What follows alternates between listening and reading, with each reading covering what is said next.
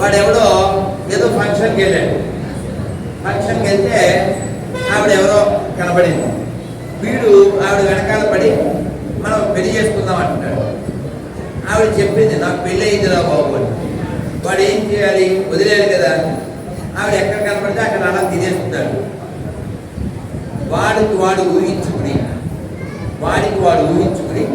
ఓ మనిషిని పెట్టి ఆవిడ భక్తులు చంపించింది. వాడు ఏం ఊహించుకున్నాడు? నా పెళ్ళి అయిపోయింది అని చెప్పింది, లేకపోతే నేను చేసుకుందును, ఇది కూడా ఇది ఊహించుకుని మనిషిని పంపించాడు. ఎలా చంపేసావా? ఎవరు చూడలే కదా అని సైలెంట్గా వేసానండి. కానీ వచ్చేటప్పుడు ఆవిడ ఎవరో లేచింది, ఎందుకైనా మంచిదని ఆవిడ కూడా వేసింది.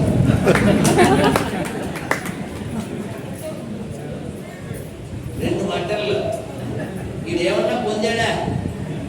వాళ్ళ కుటుంబం నాశనం తప్ప వీడేమన్నా పొందాడా?